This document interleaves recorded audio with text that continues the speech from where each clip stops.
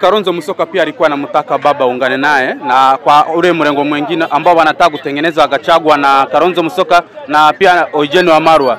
Kalonzo Musyoka amekuwa akisema Raila Odinga ajiunge nao. Je, waona hilo ombi linaweza timia la Kalonzo Musyoka? Nakwambia Kalonzo Musyoka kama hawezi fuata penye Raila yuko na Samoei William Ruto, atakaa opposition mpaka miaka nenda mpaka miaka rudi. Na Kalonzo Musyoka anataka kupoteza Wakamba.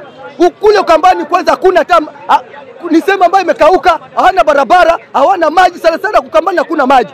Inatakana kuja hapa kwa Raila Amolo Odinga na Samoei William Ruto ili watengenezwe pipe, ili wachimbiwe maji na serikali, ili wapate maji fresh, wapate barabara, wapate hiyo maji, wapige nayo irrigation, wapate vyakula, wasitegemee hiyo jirani wao kwa kupatia chakula, pia wakuwe na chakula wao.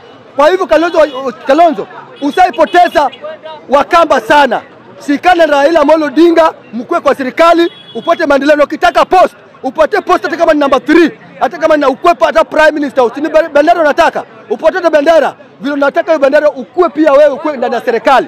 Na hata upokuwa ndani ya serikali, wachukue bunge wako wapatue siasa na maendeleo yaendelee.